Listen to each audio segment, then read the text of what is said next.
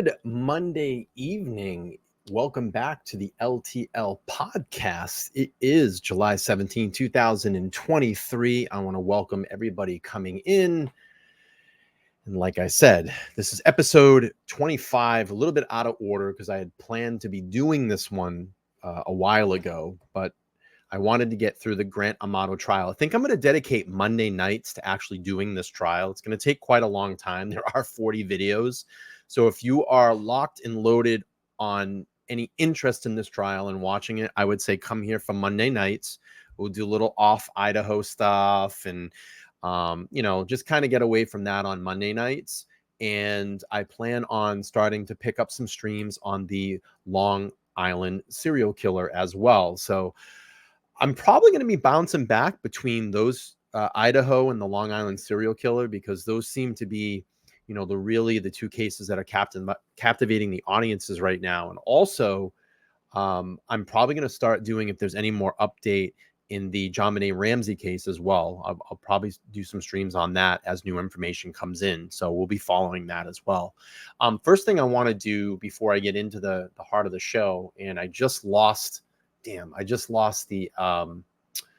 the membership, but I wanted to welcome back Ari Reza to the membership group. And Ari is someone that I'm sorry, Ali. I'm thinking Ari because we were all friends on the panel. But going back to my watch streaming days when I talked watches, when I first was doing this channel, I was doing a lot of wristwatch talk because I was in that business. But Ali was someone that I used to join on a neighboring channel, and we used to do a lot of watch talk over there. I popped into the chat the other night, and I was just kind of chatting with those guys again. I haven't seen them. Gosh, I haven't been on panel with them in probably close to almost 2 years, or maybe about a year and a half.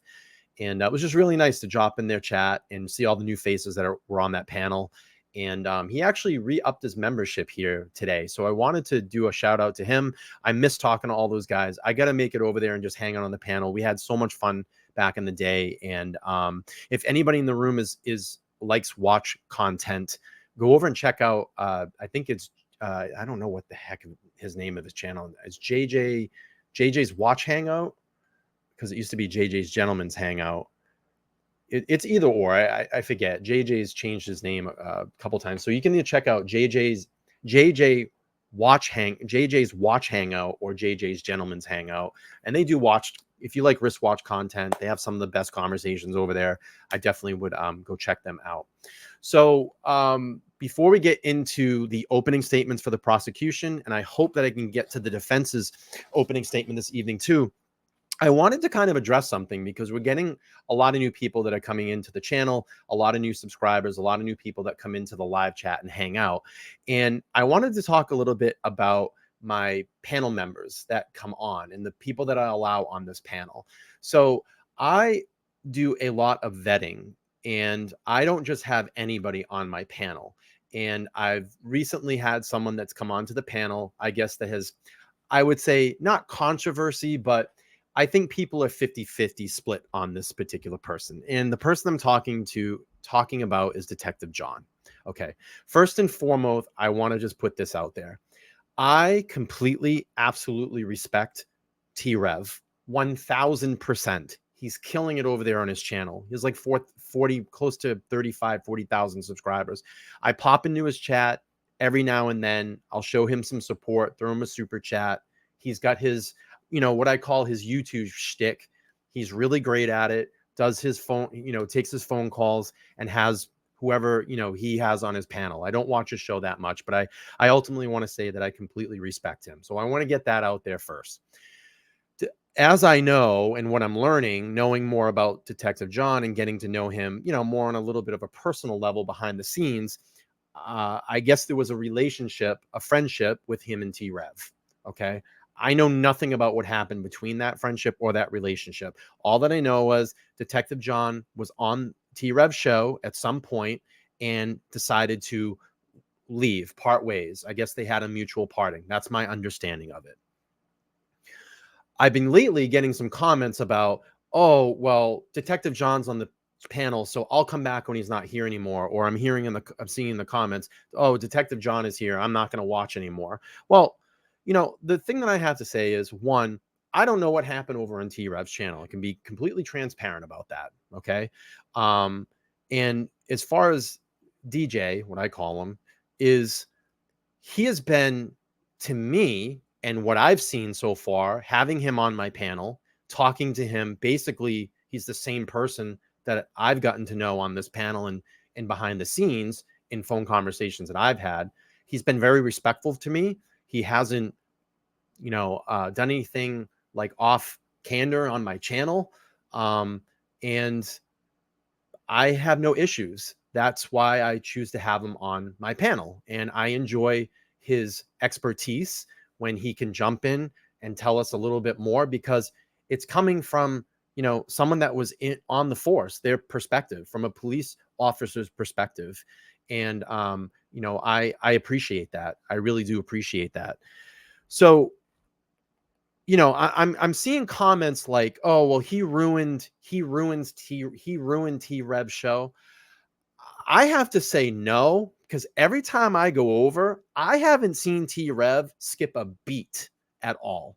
I mean, he's killing it. He gets 700 to 1,000 people in his lives. I wish I could bring that out on a regular basis. Every night I have a chance to peek in over there. He's over 700 to 1,000 people watching. He's got a great show. And I don't know if there was a falling out or a parting or whatever what happened over there. That happened on that channel. And all I say is this: let's give him a chance. Okay, let's give him a chance on this channel. If he decides to do his YouTube channel, then let's give him a chance. I think what I see in DJ is, I think that people get upset that he might give it back a little bit. And I do too. I snap sometimes and give it right back to people. And, you know, it's just, you know, maybe it's just the way he is. That's how he addresses things. But as far as him being on my panel the last couple of times, he's been very respectful to me. He's been very respectful to my guests. He's been very respectful inside the comments in the live chats. So again, I only ask you to maybe, you know, just open up your minds a little bit more, maybe open your hearts a little bit more. Again, I don't know what went on over there. That's not my business. This is my business. This channel is my business. And I will have the people on my panel that I will have. And if there becomes an issue with some of my panel, I will just ask them to not be on anymore. I won't let them on. So let's push forward. I'm tired of explaining myself. It's my channel. I will ultimately make the decisions here, what is best for the LTL podcast. If I feel that it's not the best thing, then I will have a conversation with a particular panel that I have on my guest. And I mean, a guest that panel that I have on my guest, a guest that I have on my panel, and just say, look, either things need to change or I'm just not going to let you on anymore. As far as creative direction, I control that. I control the creative direction here. So again, I'm really getting tired of kind of going over this stuff over and over again. It kind of disrupts the show. I know that you all don't want to hear this all the time. So let's just put this past us. I've explained it. I'm not going to explain it anymore. I will ultimately control what happens on my channel. If I have a problem with a guest, I just won't ask them to come on anymore. So that's going to be it. We'll move forward with the show, and let's get into the Grant Amato opening statement.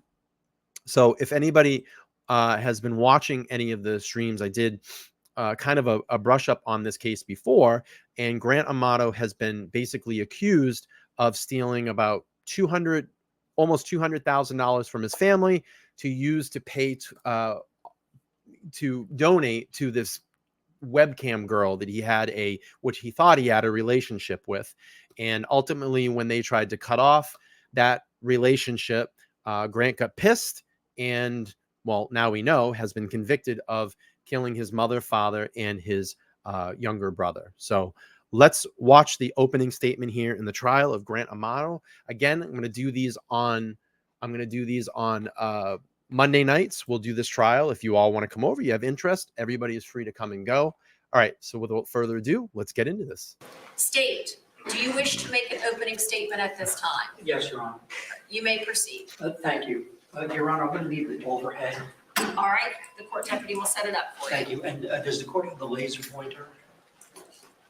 The laser pointer would be, I believe, with the clerk. Thank you, Your Honor. Yeah.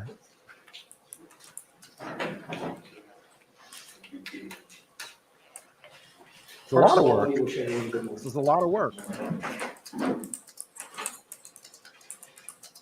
This is 2112 Sultan Sar. Oh no, what happened?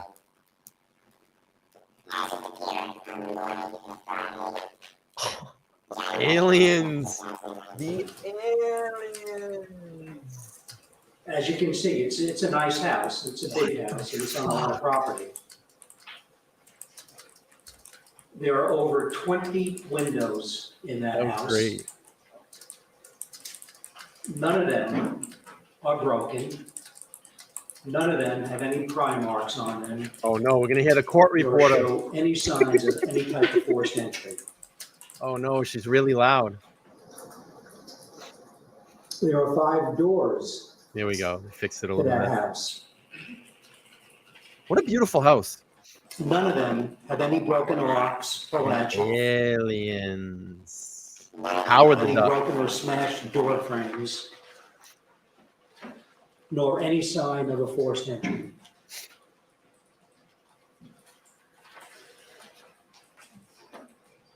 Inside the house, there are several televisions,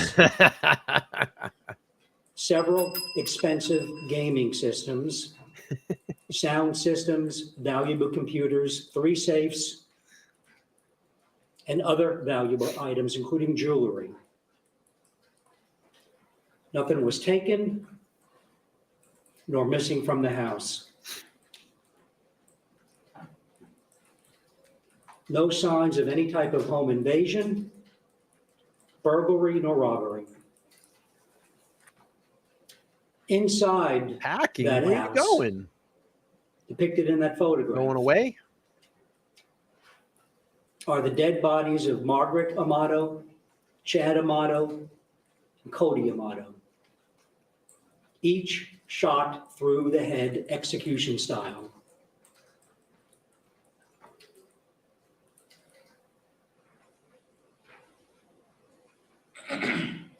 Just play this response right here. So Detective John says, thank you, man. I chose to part ways because unlike you, he did not support my desire to start my own show, even after he announced he would.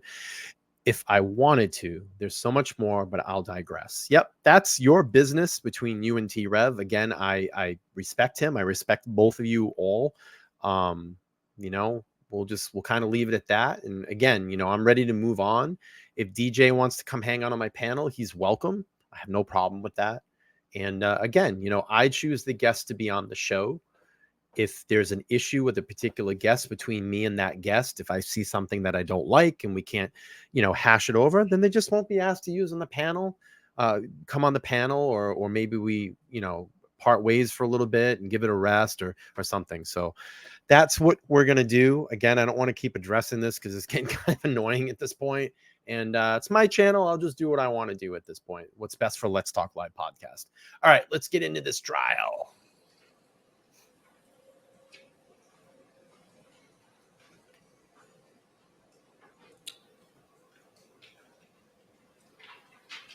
Margaret Amato. This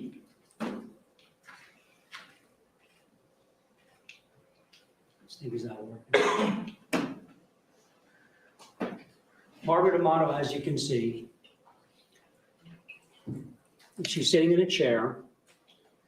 She's slumped over at her computer desk in front of her computer with her face down on her keyboard. Margaret was the defendant's mother. Chad Amato, as you can see right there, there's Margaret. Chad Amato is laying on his back. So you're seeing the crime scene photos. Obviously, they're not going to show that, but that's what, you know, they're probably viewing in court. Face up in the kitchen, Yeah, it's a Chad 5-head, was bro. the 5-head, defendant's, bro. Grant Amato's father. A good way to memorize or to connect the two is Chad is dad. Chad is Grant Amato's father. Was Chad Grant Amato's father. Oh, by the way, we Cody. hit 7,800 today. 7,800 subscribers. On the top there, 2,200 away. is laying on his side in a fetal position at the threshold of the door of the house that connects the house part to the garage. Cody was the defendant's brother.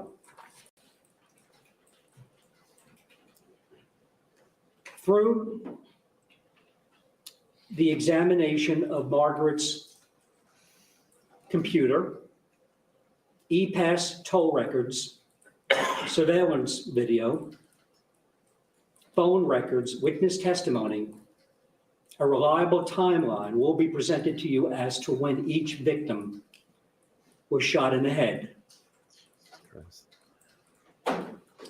Margaret was the first one to die. She was sitting at her computer desk, when she was shot in the left back side Christine. of the head with the bullet coming out her right cheek. The last human activity that took place on that computer occurred at 4:44 p.m. At 4 p.m., a call was made from the landline at the home, at that house, to a conference call service.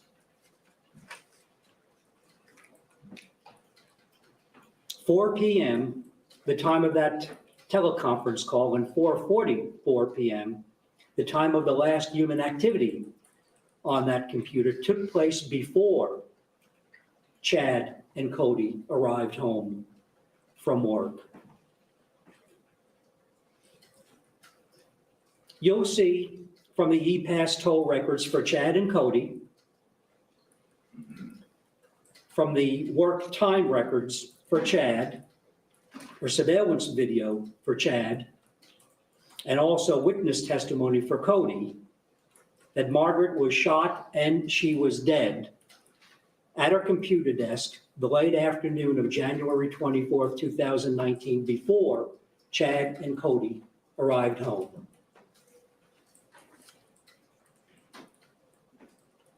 Oh, Christine, we got a long way to go. There's 42 videos in this series. So we're going to do this trial. It's a commitment to everybody. What I ask all of you, if you're interested in this, Monday nights, I'll commit to doing this trial. If you are all interested, let me know. Type a 1 in that chat. Let me know. If you want to do this on Mondays, I'll do Monday nights. We'll do the Grant Amato trial. It's a long trial. It's going to be 42 videos, so we're going to stretch it out. You know, maybe I'll do some midweek streams too, but we'll get through it. I don't mind doing it. All right, let's play. Chad was the second one to die. He was shot once behind his right ear in the back of his head as he was standing in the kitchen shortly after he gets home from work. I will say this too. I didn't do the juror instructions. I just felt like it was, 20 minutes of unnecessary. I just wanted to get to the opening statement. That first shot, Chad was shot twice in the head. That first shot occurs approximately 5:25, 5:30 that evening. Chad falls down after the first shot gets him behind the ear and literally goes through the side of his head. Jesus. He falls down, he crawls around the kitchen counter to where he shot a second time in the back of his head, execution style. How do we know this? Once again, I'm referring to Chad now. How do we know this? or a combination of evidence that's going to be presented to you. Chad's iPhone almost exactly shows what Chad was doing when he left work until the time that he arrived at home, which includes how many steps he took when he got home and walked into the house. This is important. So these are things that you're going to hear in the Idaho case. This is all like cast information. So this is very important. He had one of those applications. Murdaugh trial, same thing. Steps. When he took those steps and the number of those steps that he pings. took. Chad's e-pass records show him going through the Dean Road Toll Plaza, eastbound on the road, Highway 408, at 5:02 p.m. on his way home. His e-pass records. The crime scene photos that you're going to see shows a smearing of blood from where Chad was first shot to where he crawled around the kitchen counter and where he was shot a second time in the back of the head. Jesus Christ.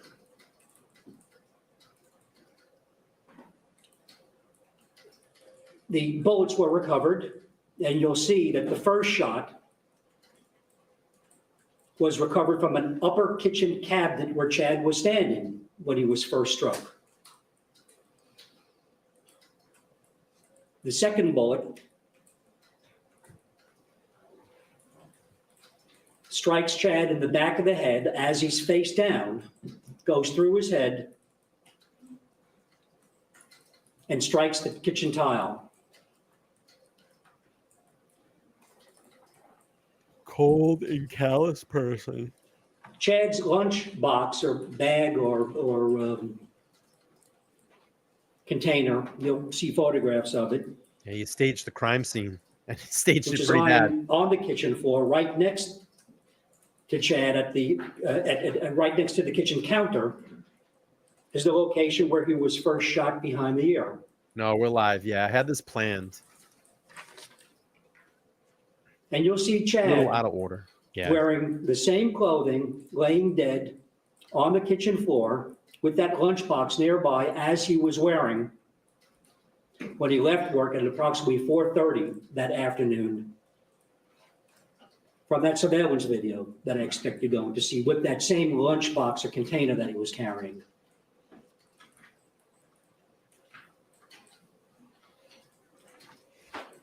Now, in a few moments, I'm going to talk about the evidence concerning the activity on Chad's phone. Activity that occurred Yep. both while Chad was still alive, Ugh.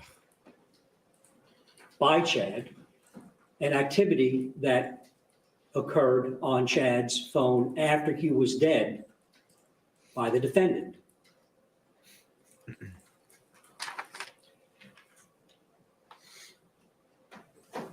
Cody was the third and the last one to die.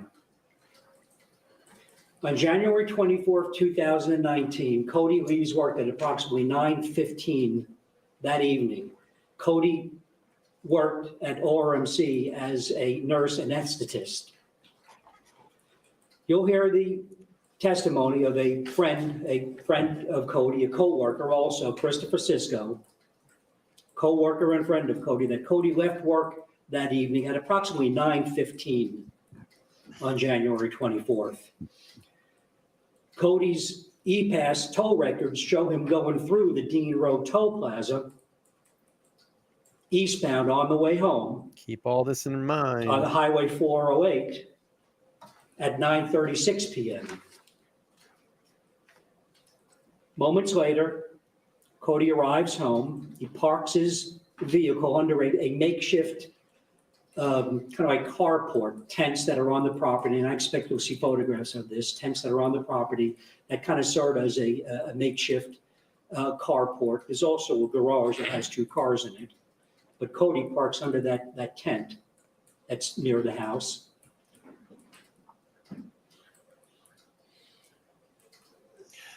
He gets out of his car.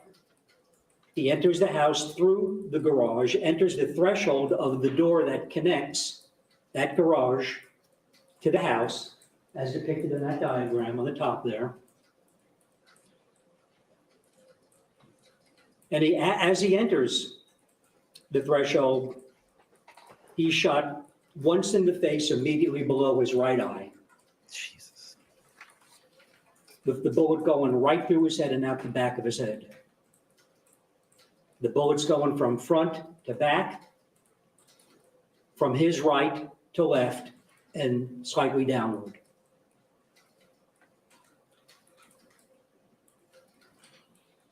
And Cody is found in a fetal position at the threshold of that door. And you'll just see photographs of all this.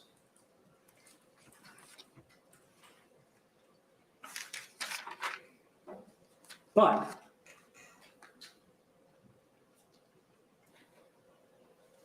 the way the bodies of Chad and Cody, the way they were found by the police Staged. the morning of Friday, January 25th, and as depicted in those crime scene photographs, the scene photographs that I expect you're going to see, is not the way the bodies were positioned Fake tears. immediately after Grant Amato shot and killed them on January 24th, 2019. What the defendant did in this case is he staged a murder-suicide scene.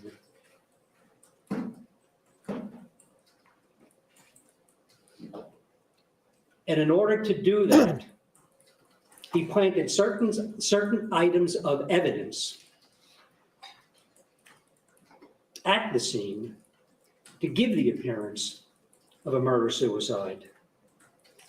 I'm going to talk about that, of course, in a few moments. But what I first want to do is I want to explain to you the background regarding how the bodies of Margaret, Chad, and Cody were discovered by the police. Chris Sisko, as I mentioned a few moments ago, is Cody's co-worker and a friend. He got concerned when Cody did not show up for work the morning of Friday, January 25th. Cody was very punctual, always on time for work, and he never missed work. So what Chris Sisko did was, being concerned, he called the police and he expressed his concerns. And he asked that a well-being check be done on Cody's home. And the Seminole County Sheriff's Office did, in fact, go to 2112 Sultan Circle and do a well-being check. Deputies Todd Moterson with the Sheriff's Office and Brent Matre, they went to the house. And after being unable to make any contact with anybody inside the house, they received permission to enter the house and did, in fact, enter the house. Upon entering the house, they discovered the dead bodies of Margaret, Chad, and Cody. Originally, you'll see that they thought that Chad was the defendant in this case. They thought that Chad was Grant Amato. But in fact, it was Chad Amato. He's, once again, Chad, the dad. He's the one who was, the victim was lying in the kitchen. But at first, they thought that Chad was Grant Amato. You'll hear the testimony of Todd Moterson. You'll see his body camera video as they entered and discovered the bodies of Margaret, Chad, and Cody. And you'll see the photographs of the scene and the bodies as they were first found or discovered by deputies Moterson and Matre. Mind you live in So that's the background New to Hampshire. how the bodies were discovered. There were three items of evidence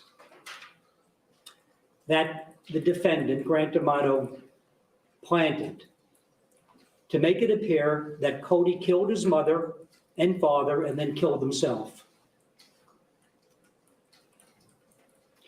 What he did was, You want to hear a quick he story? placed a handgun near Cody's body and 4 shell casings in the vicinity of each body to correspond to the number of wounds. Remember, there are 2 gunshot wounds to Chad and 1 each to the heads You want to hear a of quick story? Margaret and Cody.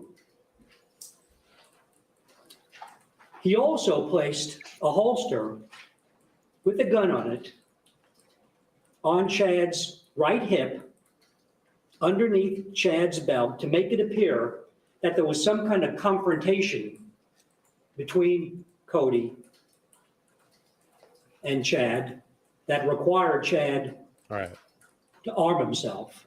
All right, let me pause this really quick. I'm sorry. Let me just tell this quick story because New Hampshire always rings in my head. Probably 1988, 1989. So I would have been 10 or 11 years old. My mom, we were living in Massachusetts. My mom met someone through someone, and he lived up in Montpelier, Vermont. So, we would spend the week down here in Massachusetts, go up on like a Friday night or a very early Saturday, go up and spend Saturday into Sunday, and then come back down. So something happened, and we ended up leaving very early on that Sunday. It's like 88 or 89. We're driving back through, we just got through Vermont. We come over the border, White River Junction, and I believe it's Lebanon, New Hampshire. It's probably still there. There's a little general store like right off the highway. You can get stuff there. But we were just before Lebanon, probably like 5:30, 6 o'clock in the morning. And we come up upon this blazer. We're going south. We come upon this blazer just past one of the exits. It wasn't quite Lebanon. We were about an exit away from Lebanon. So we come across this blazer that had flipped, clothes everywhere, luggage everywhere. And my mom and I are the first on the scene of the accident. It looked like the accident probably just happened. And we get there, and my mom she's not a registered nurse, but she was like a patient care liaison. So she spent many, many years in the emergency room. So, she has some basic skills. So we come up upon the wreck, and we get out, and it was a couple, a young couple, and she was thrown from the blazer, and he was trapped under the blazer. And I remember getting there and my mom running over first. And I mean, this is the days, there's no cell phones. So you're fucking relying on someone driving by and you're flagging them down, or someone coming up on this accident, kind of like we did. So I remember my mom screaming, "Do not come over here," because she was in pretty bad shape, and he was bad. And I remember my mom saying, like, "Get a blanket from the car." We always we had like an emergency kit in our back trunk.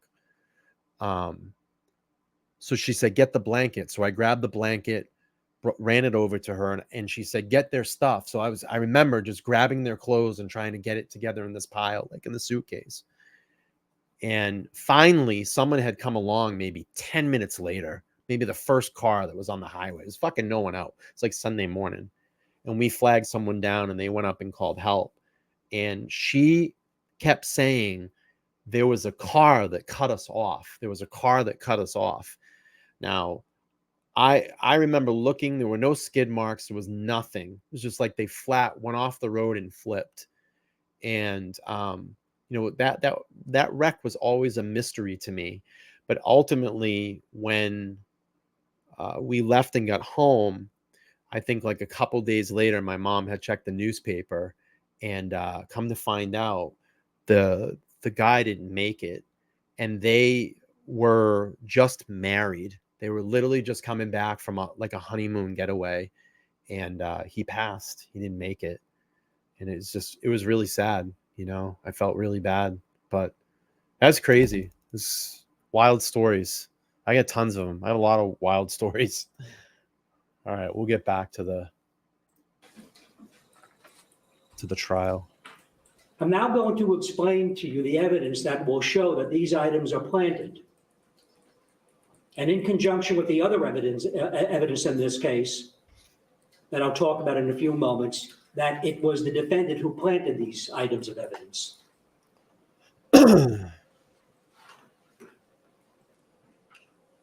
4 shell casings. The 4 shell casings that were found in the house match the gun that was found near Cody. Those shell casings were ejected from that gun. So it would appear, obviously, that was the gun that Cody used to kill his mother, kill his father, and then kill himself. Well, so it would appear. That's what Grant Amato would like it to appear. But it's wrong. And the reason why we know it's wrong is because of this. The 4 bullets, once again, distinguish the shell casings from the bullets, the projectiles. The 4 bullets that killed Margaret, Chad, and Cody, and found and recovered at the scene, were not fired from that gun. They were not fired from the gun that was near Cody. I don't know what's going on. My chat is not like playing behind the scenes here. I don't know, something's going on. Maybe it's jammed or an error, but I can see the chat up here. I can't pull your chat up. The last chat that I could pull up is this one, but I don't know what's going on right now. It's just kind of stuck. Maybe it will work itself out. But yeah, I mean, we can do story time stream. I think what I'm going to do is when we hit 10,000, when I hit 10,000, I'm going to re-release that stream about my best friend passing away in 94. I'm going to re-upload. The gun that killed the defendant's family has never been found.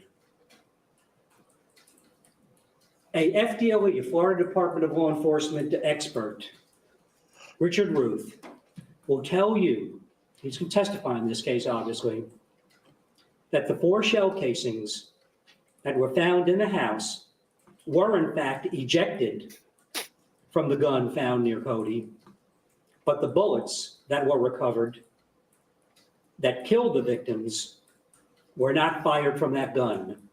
I don't remember, Detective John.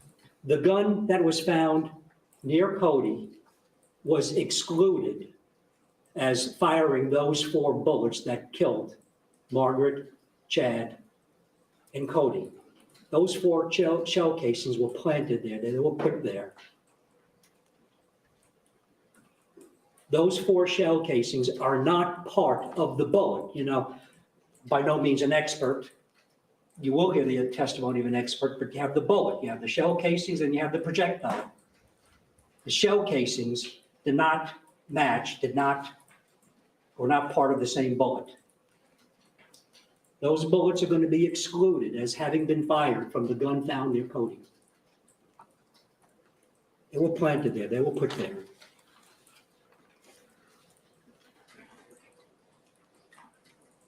The third item that was planted, in addition to the gun found near Cody and the 4 shell casings. So real quick, I want to answer Detective John's question here. It says, investigators, this is the Grant Amato trial expert, 3 guns recovered from Seminole County home, none used in the killings of Grant Amato.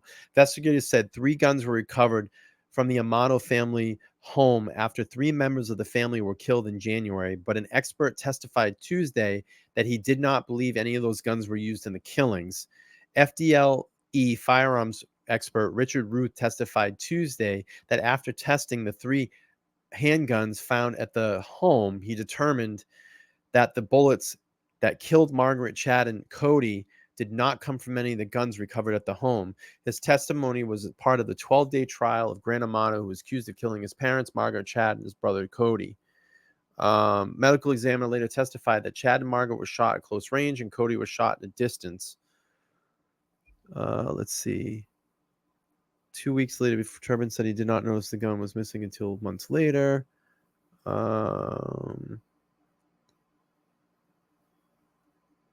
Amato's attorney asked for acquittal at one point after a gunshot residue expert testified that residue was found on black leather gloves found in a bag in Grant's hotel room the day of the murders. The judge ultimately denied the motion to acquit.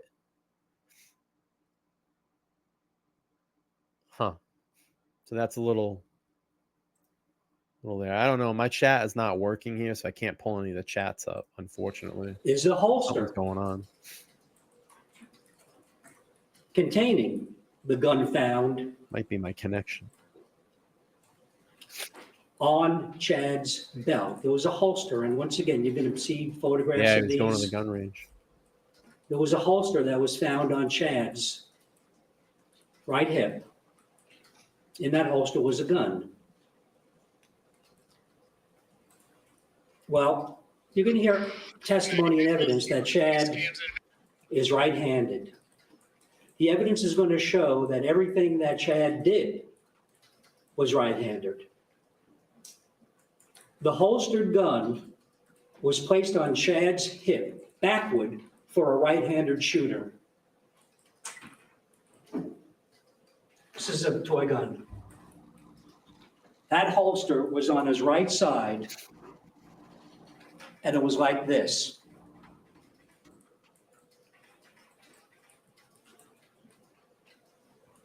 An idiot.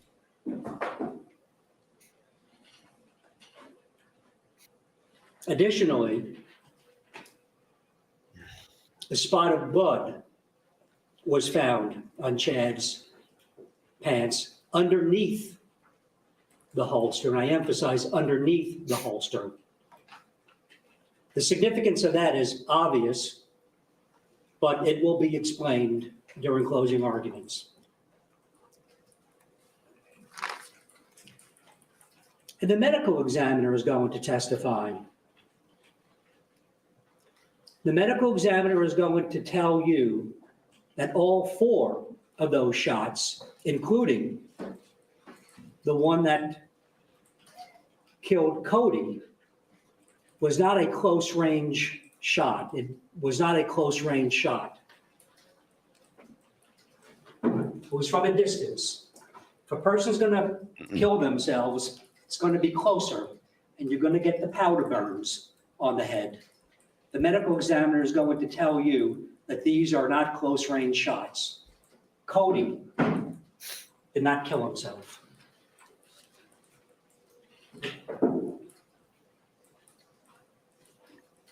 It was not a suicide.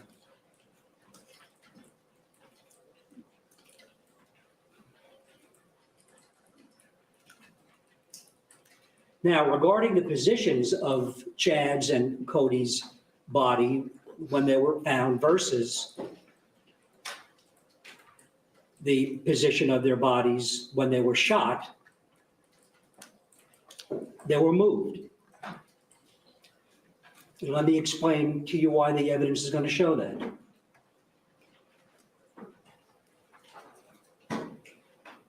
In addition to the back right ear, the shot to the Chad's back right ear, Chad was also shot in the back of the head.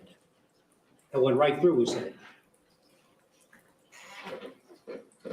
You're going to see the damage that was done to the kitchen tile when the bullet went through his head and struck the kitchen tile.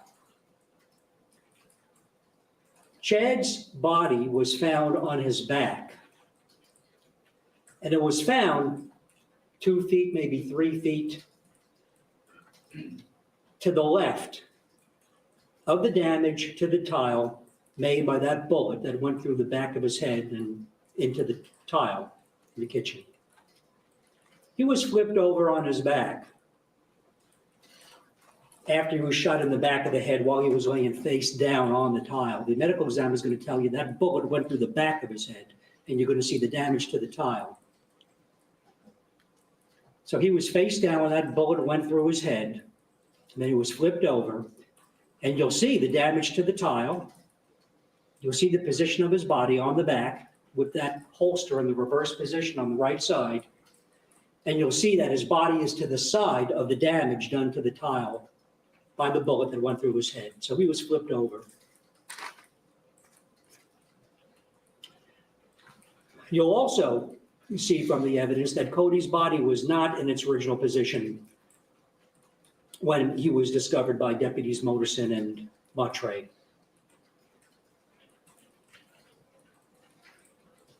He was shot, clearly he was shot, that you'll see from the evidence, and went down at that garage slash, house door where the garage connects into the house.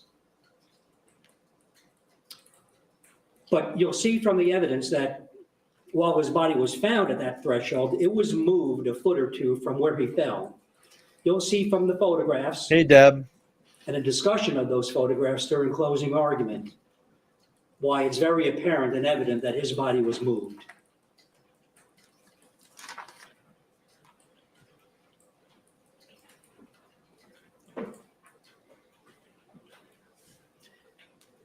And finally, with respect to Cody's body, you'll see from the evidence that when Cody was shot, that door that leads from the house into the garage, it was open.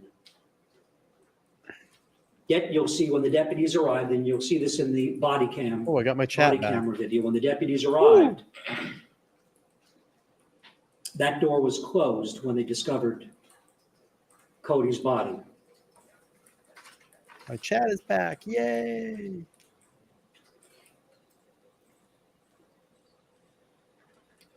Now, what I'm going to do is I'm going to go through the evidence with you that shows that the defendant in this case, Tiernan Amato, was in that house for hours with the dead bodies of Jesus. Margaret, Chad, and Cody.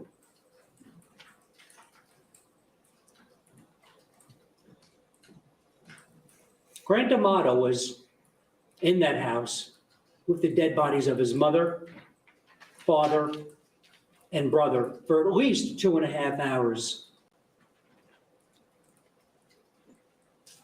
You're going to see evidence that puts him in the house probably longer. But for at least 2.5 hours, he was in that house with those 3 dead bodies. Once again, remember, Cody was the last one to die. Cody passed through that Dean Road toll plaza on his way home at 9:36 p.m., and he arrived at his home shortly thereafter. You'll see from a map that the house at Chuliot is not that far from that toll plaza. Chulio. Cody walks into his house and through the threshold of that door approximately 10 p.m. You'll see that he still has his work scrubs on. You'll see that he still has his badge, his work badge that's on his chest. So he's clearly coming home from work.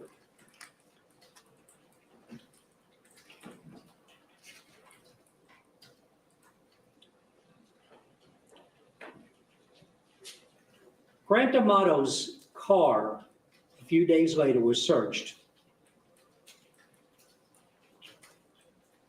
Tiernan Amato was located on January 26th. Now, this is all to show you how we put him in that house for at least 2.5 hours with the 3 dead bodies. Tiernan Amato was located on January 26th, just 2 days after the murders.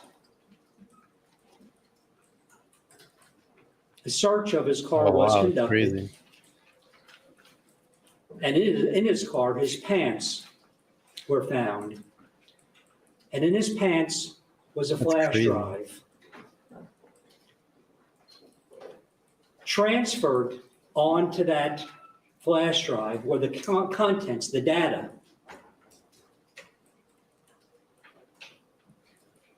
of a computer that was located in Grant Amato's room at 2112 Sultan Circle. And most critically,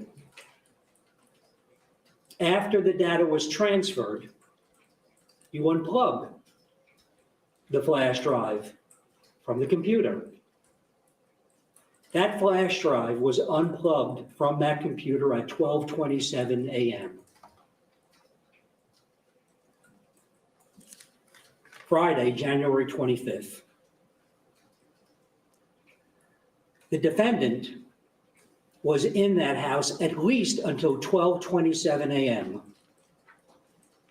As I said, there's going to be evidence presented to you that puts him in there longer.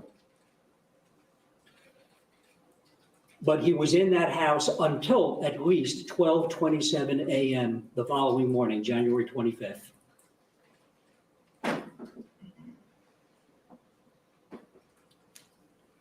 At 12:08 a.m. on January 25th, more than 6 hours after he kills his father, Chad, he, the defendant, accesses his father's USA bank account using his dead father's iPhone. No, she did not. At Yeah, it's a 12:08 a.m. little drabby. on January 25th, 2019, Chad's iPhone, his iPhone No, USA application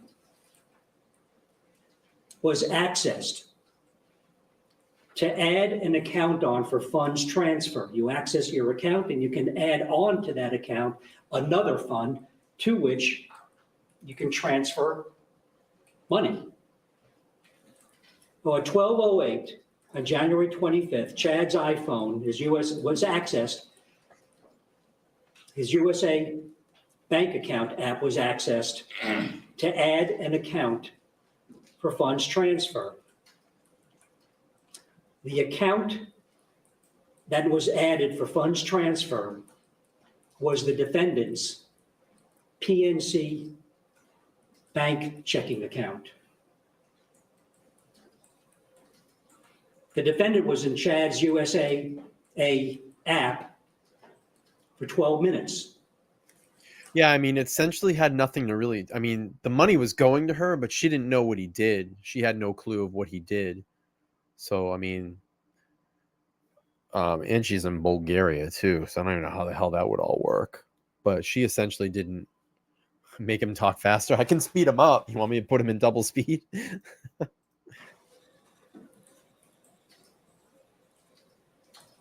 You'll see that through the forensic examination of Chad's iPhone. That better? Was done by the Seminole County Sheriff's Office, and through the USAA and PNC bank records. Sounds almost normal. We can do it this You'll way. see Chad's bank records from USAA, and you'll see the defendant's bank records from PNC. And you'll see that an account was added for funds transfer onto Chad's USAA account. Once again, that was done hours after Chad's murder.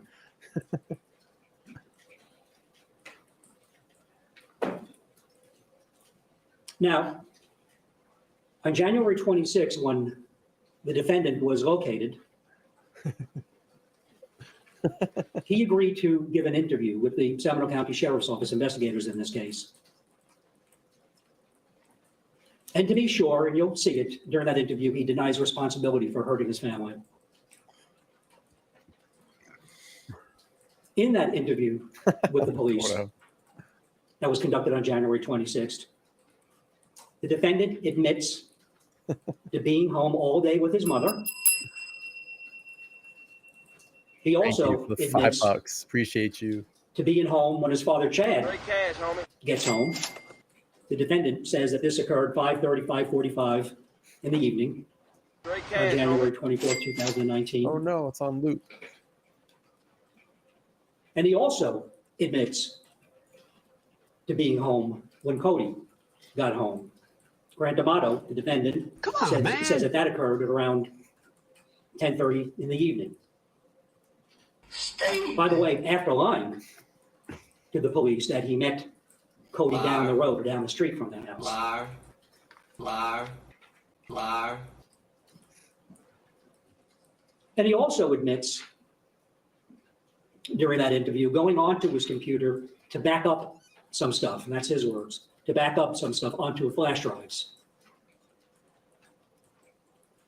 And remember that that flash drive was unplugged from his computer at 12:27 a.m. It does almost sound like he's normal. that early Friday morning. Let's look how it was Not before. once during that police interview, remember, it's about 4 hours long. Not once did that police interview did he ask about his family or ask them why he was there and why they were talking to him and questioning him.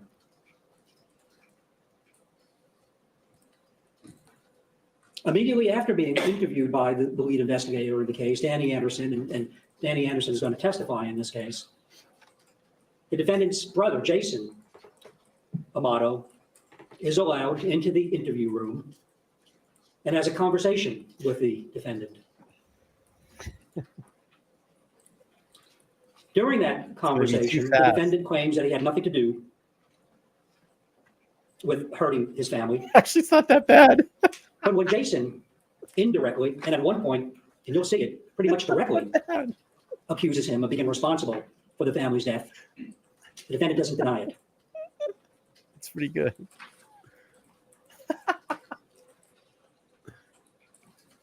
He was home alone with his mother all day when the last human activity occurs on a computer. He was home when his father, Chad, arrives home from work. And he was home when his brother, Cody, arrives home from work, all by his own admission. It's pretty good. And in order to kind of set the stage for his murder-suicide story, when he's asked by one of the investigators, he's asked this question: what do you think happened to bring law enforcement? I get it. It is. It's a The little, defendant, unprompted, his answer was that there was a shooting between Cody and my dad. And when asked why, his response was, Cody was protecting me or helping me or something with me.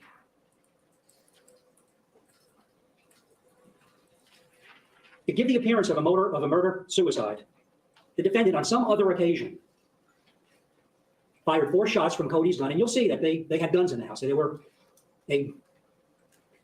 familiar with guns. You'll see that from the evidence. Both, actually all 3, Grant, Amato, Cody, and Chad. To give the appearance of that murder-suicide, the defendant on some other occasion fired 4 shots from Cody's gun, collected the shell casings, and then placed them throughout the house.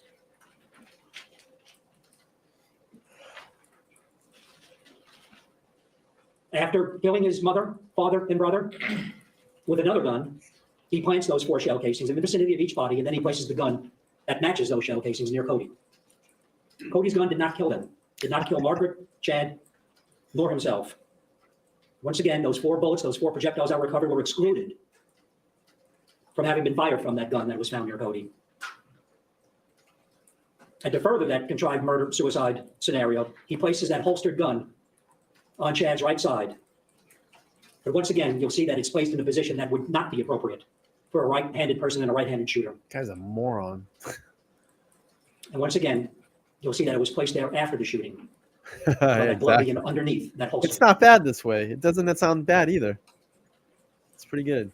It's a good idea. The gloves. There are gloves in this case. OJ. The defendant was located at a hotel in Orlando on January 26th, as I mentioned, just 2 days after the murder. Found in that hotel, among other items in possession of the defendant, were a pair of black leather gloves. You'll see that these are not what are called range gloves, kind of gloves that you would use at a shooting range. They're not those kind of gloves. These are just regular cold weather, black leather gloves. On the outside of those gloves is gunshot residue. On the outside of the gloves, gunshot residue. On the inside of the gloves, on the cuffs of the gloves, is what is called wearer DNA. the defendant's DNA. All right, let's go back. I want to actually rewind that, and we need to listen to that. Now, keep in mind, what have we been talking about? Touch DNA. What case? Type it in the chat. What case have we been talking about? Touch DNA on a knife sheath. Type it in the chat. Let's listen. Their gloves. On the outside of those gloves is gunshot residue. What was on the inside? Exactly. On the outside of the gloves, gunshot residue. Exactly. You got it. On the inside of the gloves, on the cuffs of the gloves, is what is called wearer DNA. There you The go. defendant's DNA. There you go. Gunshot residue on the outside of those gloves, the defendant's DNA on the inside, Got of the ya. cuffs on the inside. A 1 in 700 billion chance it's someone else's DNA. There And you're you going to see go. other evidence in this case that puts those What'd they say? 1 in how many? It's back. DNA on the inside, and the cuffs on the inside. Can we just stifle all the bullshit surrounding touch DNA tonight? Because I'm getting tired about how everybody's like, oh, it's going to be a nothing burger in this case. Well, in Idaho, I mean, it's going to be a nothing burger in this case. They had fucking touch DNA in this case, and they convicted this guy. Come on, guys. And those gloves were probably off his body for a good 48 hours, right? So all this thing about how touch DNA breaks down and blah, blah, blah, blah, blah, blah, blah. Well, for Christ's sakes, this guy shot a gun with the gloves, then took them off and probably put them inside a bag. They weren't sealed. They were probably thrown in like a gym bag or whatever they said. They found them in the hotel room. I don't know. They found touch DNA in this case. A 1 in 700 billion chance it's someone else's DNA. 100 billion. And I'm going to say an octillion is probably bigger than a billion. I'm almost certain that it is. Octillion.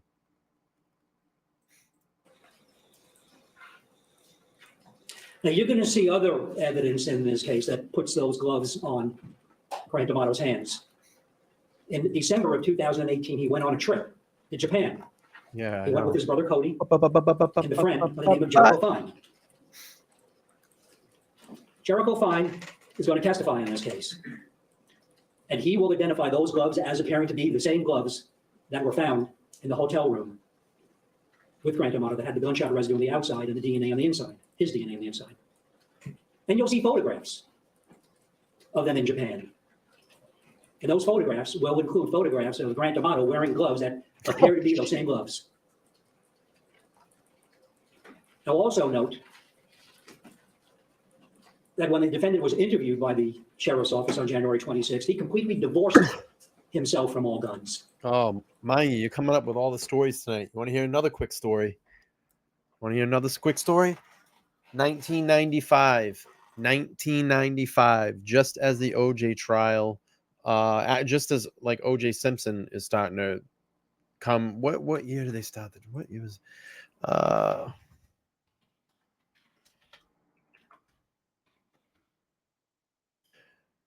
Yeah, 95, January 1995.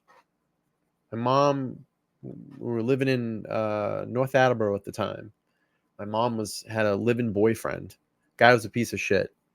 Alcoholic, lost his license, drinking, driving. My mom was getting up every morning at 5 o'clock in the morning, actually 4 or 4:30 in the morning, driving him all the way an hour up to work, drop him off, come all the way back. She would work her shift, go all the way back up at 6 o'clock at night and pick him up and come all the way back home, right? Did that for like 2 years, right? Finally got sick of him in 1995. Kicked him out. Guy racked up shitloads of bills, our gas bill, water bill, all that shit. Just left. No money, nothing. Just left. Kicked him out. Let's see. 2 months later, he fucking walks into walks into a liquor store. He's doing laundry, walks in the liquor store, his last dollar bill, puts it down, says, "Give me a Powerball quick pick." The next day he wins $31 million fucking dollars. $31 million. That's as close as I probably will ever get to winning the Powerball. And then ultimately tried coming back looking for my mom. My mom was working that day. She ran into him like a couple weeks later at some restaurant. And he's like, "Oh, hey, come out to my car." Fucking wrote her a check for $5,000. $5,000 out of 31 million he gave my mom. Fucking motherfucker. And he's an idiot too, because he took the yearly payout. You never take the yearly payout, you dumb fuck. You take the money up front and just pay the taxes. And I think he got his last payout in, it was 20 years. So let's say 95 plus 20 years is what? Yeah, 2015 was his last payout.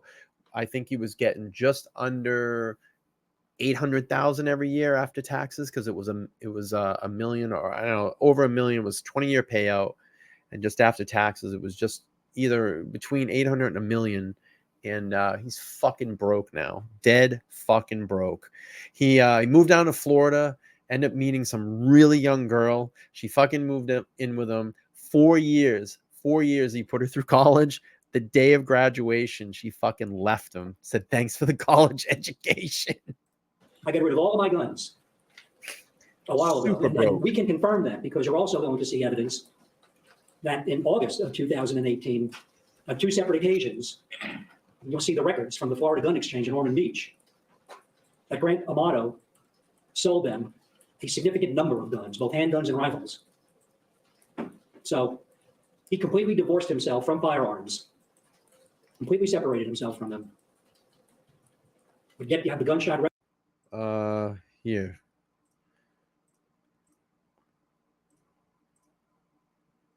Right here. Cranston man hits Powerball right here. 1995, August of 95. Yep.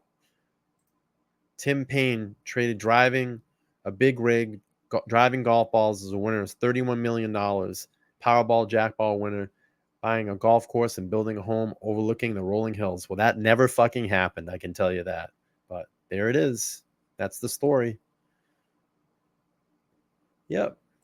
That motherfucker. Fucking piece of shit. Residue of the DNA on those black loads.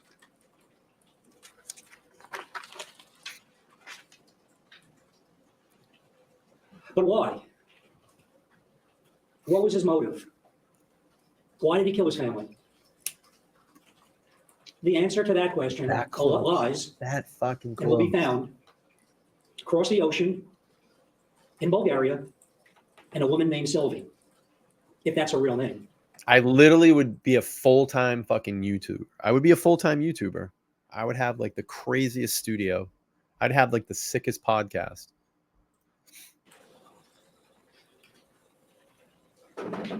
Grant Amato was and is obsessed with this woman. Silvie is an internet cam model. I put quotation marks around the word model, working from Bulgaria. The defendant, Grant Amato, became addicted to her, consumed with her, possessed by her, to the point that he was spending hundreds of thousands of dollars of the family's money on her. Hundreds of thousands of dollars to, quote, be with her on her internet website. And he presented to her a persona that was not who he really was. A professional gamer, owned his own home, drove a BMW. That's what the persona was that he presented himself to her.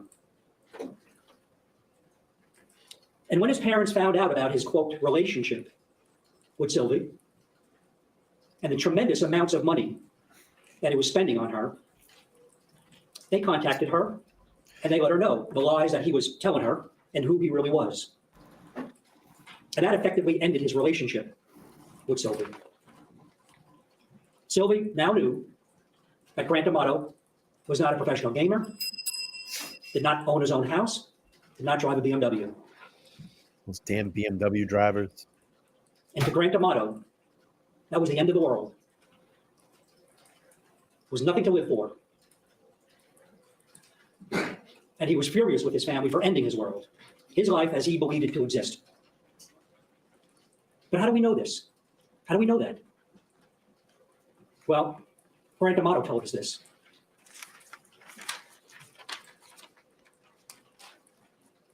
On January 22nd, 2019, just 2 days before the murder, before murdering his family, Grant Amato typed an 8-page letter on his computer to 6 other men that were in that internet virtual room that interacted with Silvie. Jim, Josh, Ian, Sven, Frank, and Wolf. In the letter, which I expect that you're going to see, the defendant details his obsession with Silvie, the lies he told her and told the group, and his contempt for his family for revealing to Silvie that he was not who he portrayed himself to be. And how life, as he knows it, is over, that Silvie now knows that he's... I just want to make sure that, listen, I know we're speeding this up. I just want to pay respect to the victims in this case. I'm not trying to make any type of mockery out of it. We're just trying to do this to save some time because these are long opening statements and long, days in court. So some of them we may speed them up a little bit, but it's not any disrespect to the victims, of course. And it's just in the interest of time. So not who he put himself out to be. Not trying to make a mockery of the court. Absolutely not. The letter contains the following, and it's typed on his computer 2 days before murdering his family. I lied to her and you guys from the beginning about myself. I'm not a professional gamer, did not own my own house, and did not drive a BMW. I felt intimidated from the onset of the room environment and felt like I had to be something far more unique than I was. My family found out about her, the website, and all the money I had been spending on everything. They would not have this and subsequently ambushed, put quotation marks around the ambush. They would not, that he did, Grant Amato, they would not have this and subsequently ambushed me where I was staying and forcefully signed me into a clinic in Fort Lauderdale here in Florida. Excuse me. The clinic's name was Cornerstone, if anyone was interested. This was an addiction clinic. They felt that I had an unhealthy addiction because of the type of profession Silvie has and the quantity of money that I had spent in the span of 6 months that I had known her. I was not allowed to leave the clinic, and while I was there, I was not allowed to access to the internet. I did not have access to my phone. I did not have access to my computer. I was admitted in there until I was able to convince my family that I was fine and able to be released on January 9th. By this time, the damage was done. My family had hacked my computer at home, gained access to my phone records, and all my personal things related to Silvie. They then took it upon themselves to lie to her about so many things related to me, which in turn led her to believe me even less. After I finally came clean to her about the lies I told you above. I should mention the stipulation for me to be released from the clinic was to go along with the lies my family had told her to poison my image that much more. While Silvie says that the reason why she can't forgive me is solely because of what I did, I can't help but feel that it is all part of it. Further, in this 8-page typed out letter, he says, I will never be able to forgive myself for making Silvie sad and betraying her trust in me. I care for her deeply and wish for an actual second chance with her in the room. I am willing to do whatever it takes to be able to show the real, with quotation marks around the real me to anyone and to build a relationship that doesn't involve lies. Everything between me and Silvie grew so fast. I hate myself for what I did, and I hate the thought of never getting to be with her again. After everything that I gave and everything that I tried to do with her, I just can't comprehend being without her.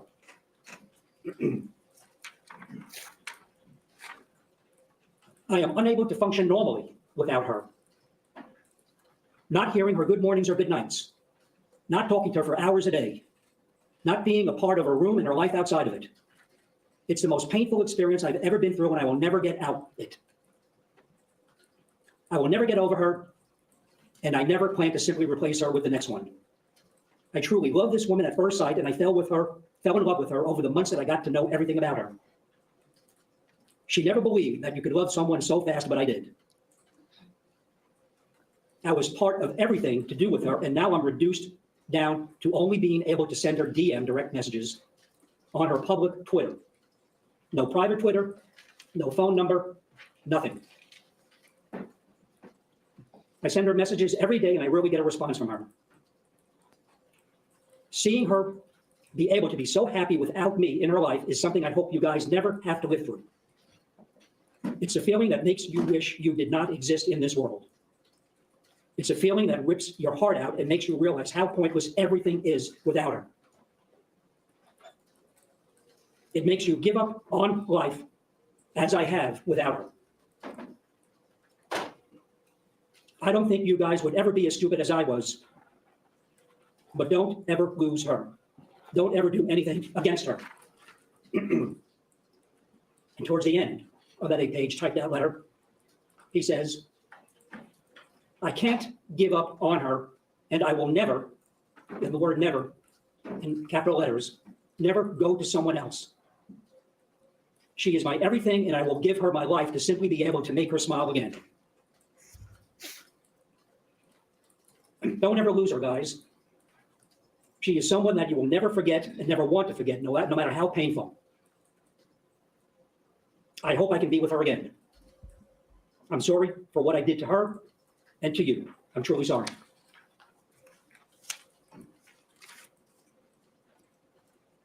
Tiernan Amato was so obsessed with this woman.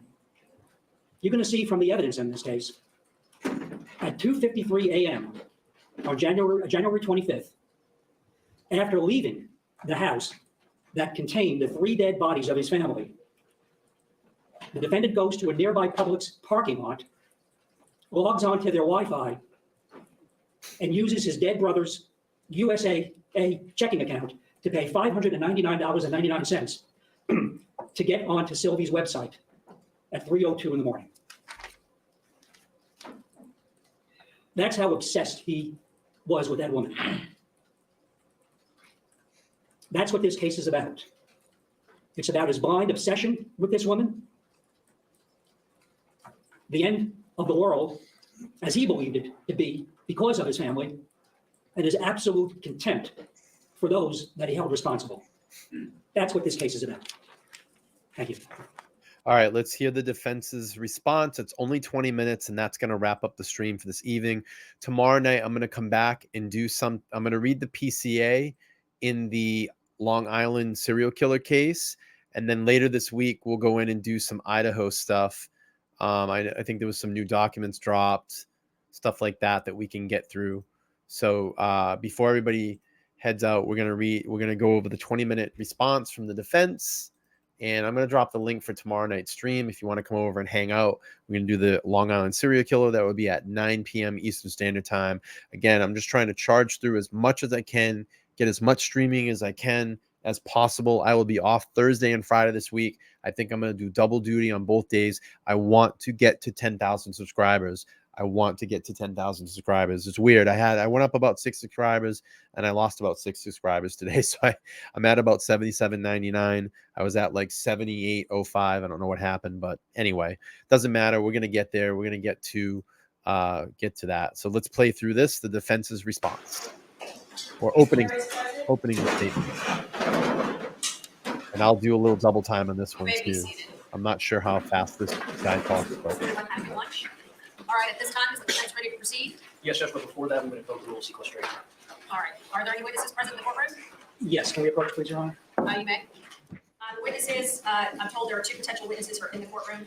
At this point, the rule of sequestration has been invoked. You need to step out.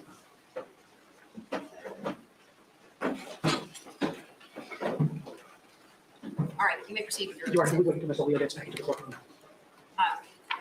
as to the opening. Yes, he'll be right there. Thank you. At this point, I think the defense can start to proceed, and if he comes in during the course of it, all right, you may proceed, Mr. Chair. May it please the court.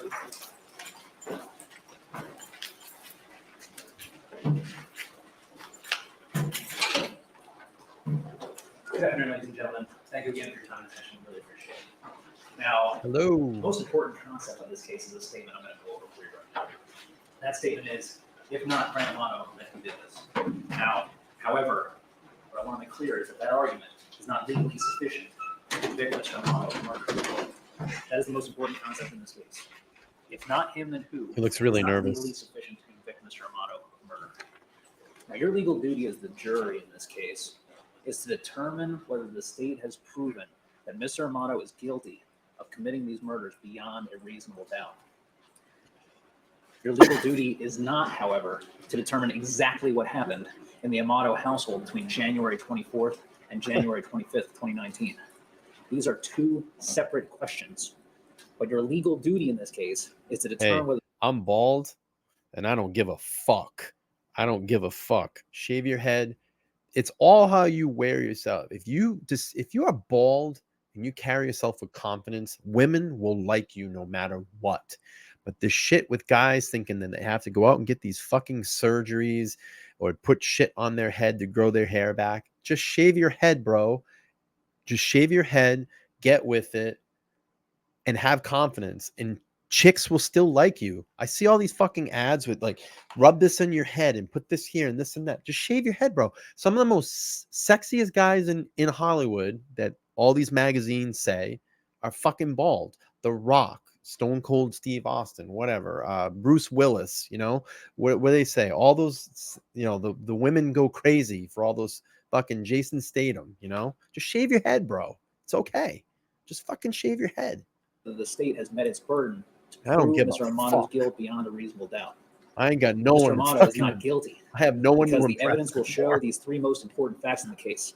Fact number one, a complete lack of physical evidence linking Mr. Amato to the deaths of his parents and brother. Fact number two, Mr. Amato had no firearm with which to commit these murders because he had sold all of his guns and had no access to any other guns This that is may the have been route in they're the gonna residence. go. And fact number three, police, when they entered the home of the Amato family, found a nefarious combination of drugs, guns, and ammunition. The evidence will show that there is a complete lack of physical evidence linking Mr. Amato to these deaths. The evidence will show that his family member's DNA is not on any items that were recovered from Mr. Amato. That includes his clothing. Keep that in mind. You know, everybody's going to say, well, what about the victim's DNA in Idaho? It's not on him. It's not in his car. This guy still was convicted. So keep that in mind. If that does happen in Idaho, which I don't think it's going to. I think they're going to find shit in the car. But The state tested Grant's scrubs and shoes to see if his family member's DNA was on them, and none of his family member's DNA was found on his scrubs or shoes. There is no evidence whatsoever of a cleaned up crime scene. No blood, no bloody footprints, no bleaching, no evidence of cleanup whatsoever. The evidence will show that Mr. Amato's DNA is not found on items belonging to his family members. The evidence will show that the state tested items found on Chad for Grant's DNA and found none. These items included Chad's belt that he was wearing, that was referenced earlier, the holster that was found on Chad, that was referenced earlier, and Chad's card holder. Once again, no DNA on any of those items, none of Grant's, and they were tested for such. Now, the evidence will also show that the shell casings from the fired bullets that were found at the house were also tested for Grant's DNA. The evidence will show once again that Grant cannot be linked to these shell casings because the DNA was not found on them and DNA tests were performed on these shell casings. hey, real quick, I just want to stop this before we go on. If you're not, I don't know if you all follow JRL. I mean, I like him. I happen to like a lot of his videos lately. He's in Idaho right now doing a lot of reporting. He was over at the King Road house today. He's got some new video of it. That's definitely something I would encourage everybody to go over and take a look at. I played some of his videos, last night on the stream or 2 nights ago. It was really, really helpful in our presentation. So, all right, let's get through this and then wrap this Now, the puppy up. state earlier had mentioned something about gunshot residue, and this is going to come up in the case. The evidence will show that gunshot residue testing was performed on the gloves that were found in the hotel room of Mr. Amato. Now, what's important about this testing, the evidence will show a low particle count. Now, the evidence will show what a low particle count means and why that's significant. The reason why that's significant, and the evidence will show this, is because it's more likely to obtain a low particle count from transfer than from holding an actual firearm. The evidence will show exactly what transfer means, but basically it means sitting on a surface or coming from a surface that had gunshot residue on it. And the low particle count, the evidence will show that that is how this occurred based on transferred gunshot residue and not the holding of an actual firearm that was fired. Sorry The evidence to hear will show about that your Margaret husband, Amato, Chad Amato, and Cody Amato were all killed with a firearm, as the state had described earlier. The evidence will show that Grant Amato previously owned firearms, and that is something that we are in agreement about. However, the evidence will show that Mr. Amato sold all of these firearms in August and September of 2018. The evidence will show records of Mr. Amato selling 7 of his guns to the Florida Gun Exchange on August 21st of 2018. The evidence will show that Mr. Amato is selling 2 of his guns to the Florida Gun Exchange on August 24th of 2018. The evidence will show, finally, that Mr. Amato sold his final 2 firearms, a 9mm pistol and his shotgun, to Florida Gun and Pawn on September 23rd of 2018, and this evidence will be presented by third party, meaning we'll have a witness to show this. The evidence will show that Mr. Amato sold these firearms in order to continue being able to afford to remain in contact with Silvie. The evidence will show that he sold all of his firearms in order to maintain this contact and being able to afford to do so.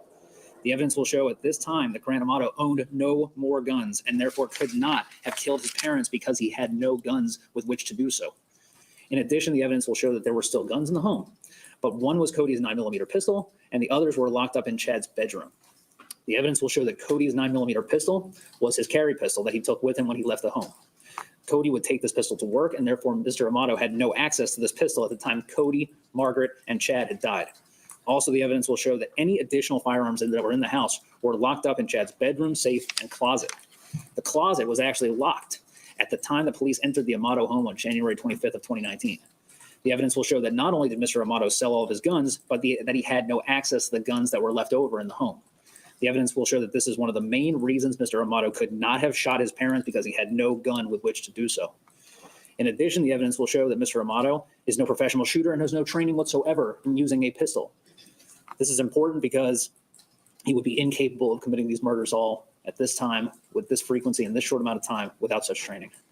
The evidence will show that when police entered the Amato home on January 25th of 2019, they found a nefarious combination of drugs, guns, and ammunition. The evidence will show that the master bedroom's connected bathroom, police found a large armoire that had been designed in a sophisticated way in order to produce significant amounts of marijuana. In addition, the evidence will show in the master bedroom locked closet, police found 3 mason jars full of marijuana that each had temperature gauges in them. Additional marijuana was also found in the bathroom connected to the master bedroom. The evidence will show the police also found several rifles locked in the closet, along with cans and cans of ammunition. Furthermore, the evidence will show that a Glock pistol was found in a holster, as the state had described earlier, on Chad Amato's body, and Cody's Smith & Wesson 9mm that he carried with him was found next to Cody's body. The evidence will show that Mr. Amato is not guilty because, to summarize, once again, number 1, no physical evidence linking him. Number 2, no gun with which to use it. And number 3, the nefarious amount of drugs, guns, and ammunition found in the house. But also, there are additional significant pieces of evidence that will come out and that the evidence will show. That information is as follows. We expect the state to construct a timeline of what they believed happened in the case, which is something the state had mentioned earlier. However, the state will not be able to show medical evidence as the time of death. That is an important part. The defense expects the evidence to show how multiple pieces of digital evidence disprove the state's timeline in this case. The evidence will show that Chad Amato used his fingerprint on his iPhone to access his USAA banking application on 11:08 p.m. on January 24th, 2019, which is later than the state believes he was alive. You will see photographs of the body of Chad Amato. In those photographs, it will be clear as to why he could not have accessed, as a dead person, his phone using his fingerprint application after death, and why his body could not have been manipulated to do so. Furthermore, the evidence will show that Chad Amato used his iPhone to delete an application called Blink at 12:31 a.m. on January 25th of 2019, which is also later than the state believes that Chad Amato was alive. The evidence will show that Chad was told a week prior to his death to delete the Blink application by Cody. This is how the evidence will show that Chad Amato was the one who deleted the application at 12:31 a.m. on January 25th of 2019. This is how the evidence will show that Chad Amato was actually alive at 12:31 a.m. on January 25th of 2019. Also, there is a neighbor from the Sultan Circle area named Rodney Funk, who will specifically remember hearing gunshots in the direction of the Amato home on the morning of January 25th of 2019.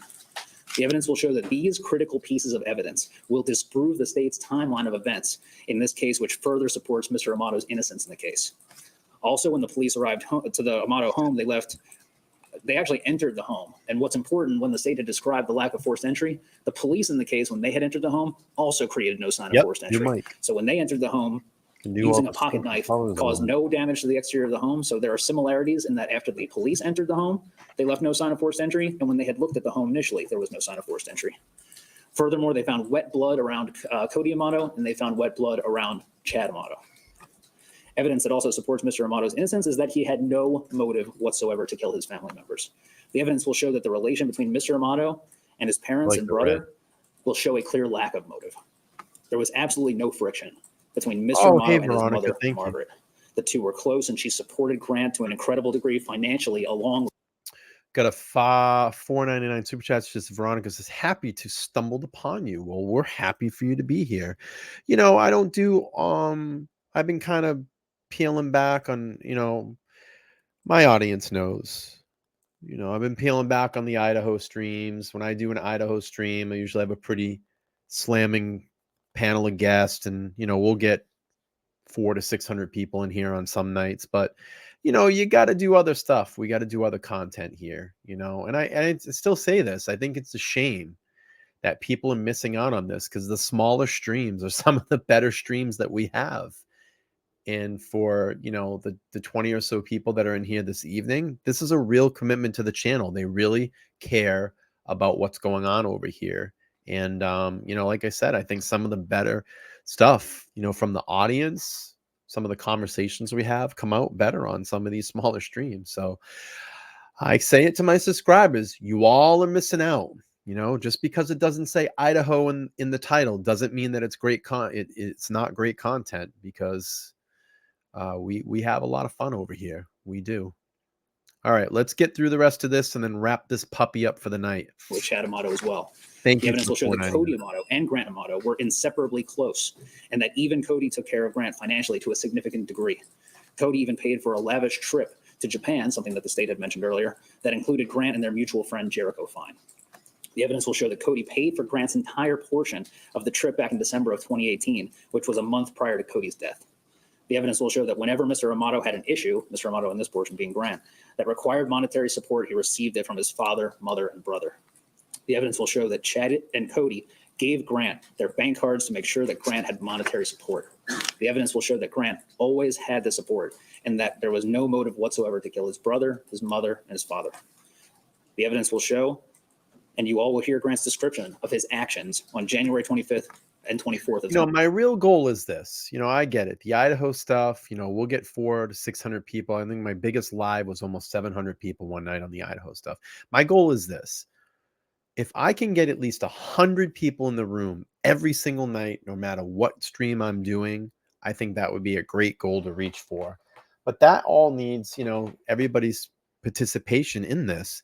If there's something that I'm doing, a particular subject that you don't like, you all have to let me know, because I'm making content for you as the subscriber. I'm not doing this because, you know, I come up with an idea, but if the idea is not working and this is something that you don't want to see, you got to let me know in the comments. You know, you got to let me know. We can just move on. We don't have to do this, but I'm just trying to do something different, something that is non-Idaho. And, you know, maybe we can get some to learn a little bit about, you know, case law. 2019. Starting on January 24th, you all will hear the evidence will show that Grant woke up on January 24th around 7:30, 8 o'clock in the morning. He was home with his mom and saw his dad leave for work that morning. This was a normal work day for his mother, who worked from home. Grant watched content online on the first floor during the day. That included materials having to do with video games and YouTube. Grant talked to his mom throughout the day and ate lunch between 12 and 1 p.m. Grant also took time during the day to prepare for a job interview that was scheduled for the following day on January 25th of 2019. The evidence will show that Grant had an interview lined up at a place called Express Scripts that was scheduled for the morning of January 25th. Grant made sure that on the 24th to go upstairs to his room, get his clothes and suit ready for this interview. Now, after preparing for this interview, Grant went back downstairs to the couch to watch YouTube. Around 4 p.m., Grant was watching YouTube and noticed his mother go to the kitchen, saw her put out pieces of chicken to defrost on the counter. He also saw his mom pour a glass of wine. He saw his mother take this glass of wine and go to the office. Grant then saw his dad arrive home at approximately 5:30, between 5:30 and 5:45 in the afternoon. The evidence will show at this time Grant was in the living room watching television. Grant saw his dad take his lunchbox with him into the office to talk to his mother. After his dad and mom talked, his dad came into the living room and sat on the couch with his mom, who was still in the office. The evidence will show at this time that Chad accused Grant of having contact with the woman that Grant had met online, even though this was against rules set by his father. The evidence will show that Chad was asking Grant why he was still having contact with this person. At one point, Chad physically grabbed Grant by the thin jacket that he was wearing and told him that he had to pack up his things and leave the house. At this point, the evidence will show that Margaret is still in the office. Grant then grabbed his duffel bag upstairs and also grabbed his clothes, gloves, and toiletries. Something else that's really important the evidence will show in this case, that goes to the gloves. The evidence will show that on the night of January 24th, the temperature reached into the low 40s, so it was very cold that night for Florida standards. Chad went upstairs at this point arguing with Grant as he was packing up his things. At this point, Grant made clear that he needed his cell phone and car keys that Chad had kept from him. Seems very nervous. Then Grant and Chad went into the master bedroom, where Chad kept Grant's passport and car keys in the safe. When they were both in the bedroom together, the evidence will show that Chad told Grant that he would have to reset the safe passcode because Grant had been in the room while the safe had been opened. Then Chad went into his closet to retrieve Grant's cell phone and laptop and Grant's banking paperwork. Chad also gave Grant his credit cards and his car insurance information. At this point, the evidence will show that Grant went back upstairs to put his stuff into his duffel bag. Chad and Margaret were talking downstairs at this time. The evidence will show that Grant then went into Cody's room to retrieve flash drives that would allow him to reinstall programs to his laptop.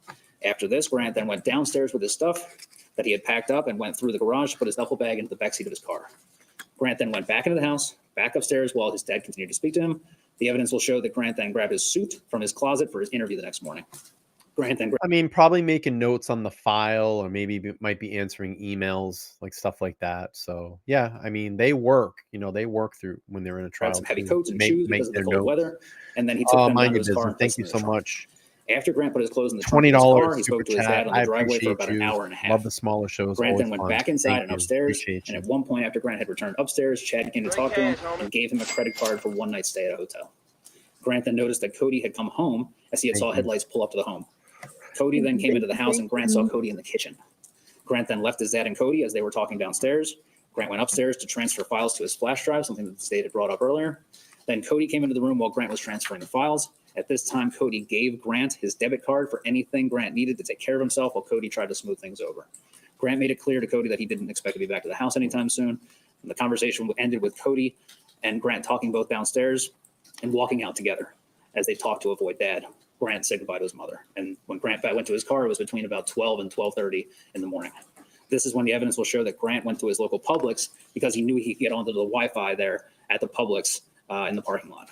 Grant eventually turned on his laptop and used the Publix Wi-Fi internet to get the address for his interview the next morning. Grant turned on his cell phone and confirmed that there was no service.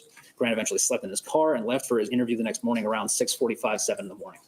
Grant got to the interview location in Lee Vista area between 7:45 and 8 in the morning, which was early for the interview. Grant had his interview around 9:50 a.m., which lasted for about 45 minutes to an hour. You will hear evidence confirming Grant's attendance at this interview. There will be a third party, Erica Johansson, who conducted that interview that day, and she will be testifying in this case. All right, let's give Christine one. How dare you? The evidence will then show that Grant drove back to the area where the Publix was because he knew there was a Verizon store there, so he could figure out how to get back onto having a working cell phone. This is January 25th. The evidence will show that Grant went into the Verizon store but was unable to get his phone back on because his father was the one on the account. Because his father wasn't present, he wasn't able to turn his phone back on. So after his time at the Verizon store, Grant at this time thought about going back to the house because he had checked his email earlier and had not received anything from Cody, his brother, yet, which he was surprised by. When Grant went to go by the house, he went down Lake Mills Road and saw a news van at the Fort Christmas Road intersection. Grant didn't turn down the Fort Christmas Road intersection after seeing the news van. Instead, Grant eventually went to a Panera at Waterford Lakes, where he brought on his laptop and used Google to try to find out why the news van was there. He saw something about shootings in Chuliota and that it was still under investigation. At this time, Grant had a bad feeling about it, but had no phone service, so he was not able to call his parents at that time or his brother. Are you at 10,000? When are we going to do your 10,000 subscriber show? When the hell are we doing that? We're going to wrap this up in about 5. When are we doing your 10,000? Come on. What the hell's going on, man? We're going to get you there. I'm at 7,800 today. I'm gonna start catching up. What if I? Oh no! What if I beat you before you beat me? Oh no! I'm catching up to you. At this time, Grant checked into the Hilton in Orlando Go using his debit card TV. between 3 and 3:30 p.m. that day. Do this. Grant at this time was expecting to hear from Cody by email, which was what happened the last time that Grant had I'm left the gonna home to catch stay you. with his aunt. I'm When catching Grant was at the you. hotel, he logged onto his email and still Whoa, didn't you're see so anything from Cody. close. He didn't use the landline to call I'm them gonna because catch he didn't you. remember the last time he had used the landline that night. And that night on January 25th, Grant watched YouTube and did speak to Silvie through Twitter that night. Now, before bed, Grant She's only went to bed. He wrote a note to himself on hotel 241 stationery. away. Grant then woke up at 8 Come a.m. and when he on, went out man. of the hotel and started to leave his hotel room, he was detained by police. Yeah. Now, it at this was a time, the friendly evidence will little show challenge. that police did not tell him why they were 241. detaining him. They gave him no information at I'm gonna say by a week you're gonna be there. In a week. that time about why they were talking to him and detaining him.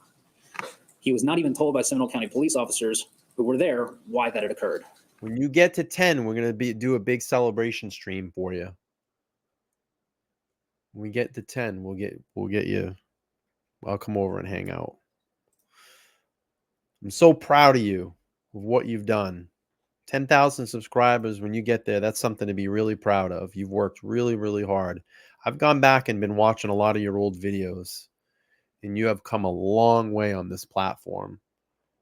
And, the things that you're sharing, that you shared on your platform.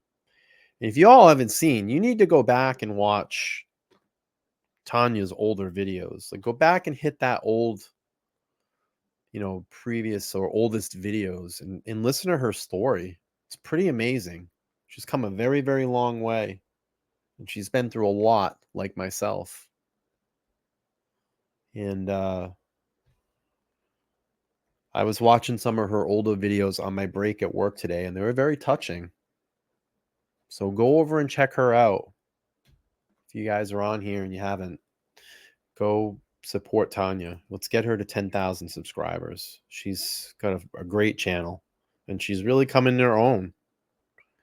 She really found her spot, and that's pretty cool. We all kind of go through a journey on YouTube and have to find ourselves. It's funny. I was thinking today at work, like why we do this. Why do creators do this? Why do people watch? Honestly, I think we're all just searching for something. I think maybe as a creator, it's you're searching. I don't think for your life purpose, because I don't think that YouTube is a life purpose, but I think we're just, I don't know, maybe we use this to guide us through this point in time in life. It's interesting. Becomes part of us. You all become part of us. We know the names. I mean, Tanya knows the names.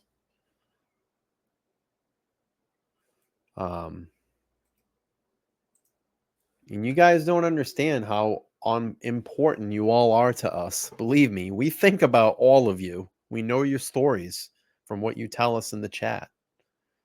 It's not all from, it's not about us. It's about you all, because if you didn't come into the lives and you didn't click on the videos to watch, we wouldn't be anything. We wouldn't be here in this space and time.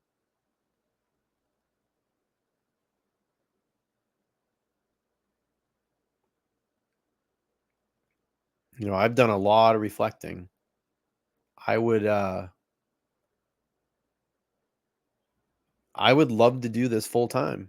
Absolutely. I would love to be a full-time YouTuber. It's going to take a lot of work, and it's probably going to be a couple of years, but maybe someday. You never know. Dreams do come true. Believe me. Dreams do come true. But it's never given to you. You got to work hard, and anything in life is possible. And I always say this, and you probably all sick of hearing me saying this, but I think one of the greatest quotes I've ever heard, and you may laugh, it's from a WWE wrestler or WWF wrestler at the time, the Ultimate Warrior. He always said, just because you're born, you have the potential. Just because you are born, you have the potential. You have the potential to be anything you want in this life. And it does have a lot to do with hard work, and there's a little bit of luck involved as well too. You know, I look at platforms like myself and Tanya, where we have some of the most craziest panels, the greatest information sharing, honesty. We care about the viewers that watch us. We care about the integrity that we hold to the utmost on these channels that we have. And I just don't get it. YouTube just does not serve in the algorithm to us. And it's very frustrating. I know it is for her. Believe me, she's 241 people away from being 10,000. And I'm sure it just feels like every fucking day for her is like a month. You want to get there. It's an accomplishment. But I don't get it. We all do similar content. I think we all have really great content. But some channels, for whatever it is, they get promoted a lot quicker and they just get that ride. And I don't get it. And I don't want to shit on people's channels, but I think that some of them couldn't even hold a candle to me or Titanium the way that we're rolling right now. I think we have some of the better true crime content out there right now. I'll stand by that. I'll say it. And some of these other channels that are just putting shit crap out and people just watch them for some fucking reason. And I don't get it. I don't get it. I don't get it, Tanya. You know, I'm not listen, I'm not calling out specific channels, but I don't get it. You know, it's like I looked at today, what's the guy? I'm not gonna shit on him because he has a great channel and he's funny. What is it? Penguin something. I forget his Penguin Zio. Okay. So he just recently did a thing about Zavgirl 2 days ago. 2 days ago, his video on Zavgirl that is not even titled has Zavgirl in it. It has 3 million views. And it's like I did 2 live streams on that, and I don't even have a smidget of that. And that's why I laugh, because I watch these other creators, and I'm not going to shit on them either. And I think I know the theory behind it. But I watch like Robert Blake. I watch what's his name, Zimmerman, and they talk about, and I watch them a lot, and they talk about how to serve your channel, you know, to the public, how you help, you know, it's basically YouTube branding and building and stuff. And I always laugh because they always say that subscribers don't count. I think that's bullshit. I think that's an absolute bullshit tactic that I believe that they are just trying to tell people, because I think YouTube just wants people on the platform. As many people as you have on the platform creating videos, and you're monetized, it's going to create ad revenue for them. So it continues to make YouTube money. I think the way that it works, and I'm glad that Tanya's in the room because she can listen to this if she doesn't get it. I think what I see when I look at the algorithm, the way it works is if I put a video out there, okay, so if I do a live stream, obviously you're all going to come over to the live. You're going to watch the live. But when it posts, it's not getting that push that it should. And when you have a video, it reaches beyond your audience. Now, the way your video gets pushed, and I'm a firm believer of this, is subscribers. If my subscribers don't come to that video first and give it that initial build and that hype, then the algorithm is going to say, no, we're not going to watch this. Case in point. I do an Idaho stream.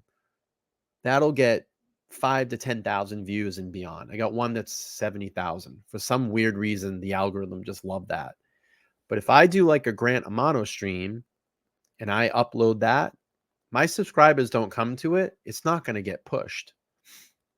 It's interesting. And I've been studying this for about 3 years now. And that goddamn algorithm changes all the time. All the time. but subscribers do count. And I don't like that these creators that create about what they do, how to make your YouTube channel better. They always say subscribers don't count. They absolutely 100% count. Because if you didn't have subscribers and they didn't interact on your video, it would not get pushed out. It wouldn't get pushed out. So anyway, that's my YouTube lesson for tonight. Let's finish this. We're almost at 2 hours. We got another 5 minutes or so. I'm sorry I went off in a yeah, and this is the problem too, is that, you know, YouTube, their live notifications have been shit. 100% shit. And it's crazy how they promote some streams, and then there's crazy that some don't promote. It's shit. So shame on you, YouTube. Get with it. Help these smaller channels out. Stop pushing this big content, you know, these big creators. You know, there are great small creators out here that put out really good videos and really good lives, and we don't get supported enough. We don't get supported enough. I'm seeing some changes lately. I am seeing a lot of new people coming in, but they can push us harder. Believe me, they can push us harder. That's my rant. At this time, Grant agreed to go to the station with the Seminole County police officers. Oh, that's he good. agreed to do On so your and let them know homepage, that. that's good. Grant was at the station for Where 7 hours we should be giving an interview in this case. The evidence will show that during all of the time that police officers were questioning Grant throughout the day, they lied to Grant repeatedly about what evidence they claimed to have had against him. The officers told Grant provably false statements about what they claimed to know, and in the face of these provably false statements, the evidence will show that Grant denied all involvement in the deaths of his family. The evidence will show the emotion Grant has when he finds out what happened to his family. The evidence will show Grant crying in the interrogation room as he sat there by himself after finding out the deaths of his family members. The evidence will show that police officers released Grant after the interview because they did not have the evidence to support an arrest. The evidence will show that after 7 hours of time in the police station, Grant was released from the police station after consistently denying having anything to do with his parents and his brother's deaths. In summary, and that's the thing though too, YouTube now has lowered the fucking standards. So you're going to have more people on the platform. That tells me that a lot of people left the platform. That's why they did that. See, when Tanya and I got monetized, we had to have 1,000 subscribers. You know how fucking hard it is to get 1,000 subscribers? Holy shit, that's hard. And then you got to put 4,000 watch hours on. That's easy. I've already learned that, how to trick that. You just do lives, and then you get your watch time in. But if you're not, you can get all your watch hours in quickly. But if you don't have your subscribers, you fucking sit for months and months and months to get monetized. But now they've dropped it. It's now 500, which is bullshit, because you can get 500 literally probably in like a week, probably less than that. And then now it's 3,000 watch hours. So they're trying to get more people to the platform. I think they lost a lot of people to TikTok is what it is. Evidence will show that after his family members died and were deceased, Grant went to, or it was unclear about the time of death because you're not going to hear about the medical evidence at that point. But at least when he left the home, he went to a Publix. Then he went to the interview the morning of January 25th and stayed at a local hotel, making no attempt to leave the area. Grant then agreed to go to a police station for an interview that required his presence for 7 hours. And the evidence will show that afterwards he was released due to lack of evidence. Getting back to the most important things about this case, if not Grant, then who is not a legally sufficient argument to convict Mr. Amato in this case. Additionally, there is no physical evidence linking him.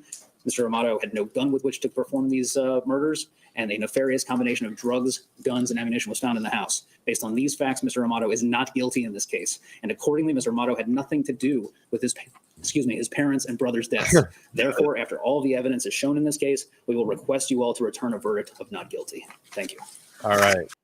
That was the opening statements from the prosecution and the defense. You know, listen, if this is something y'all are interested in doing, you know, maybe we'll dedicate Monday nights to it. We'll do like a Monday night trial.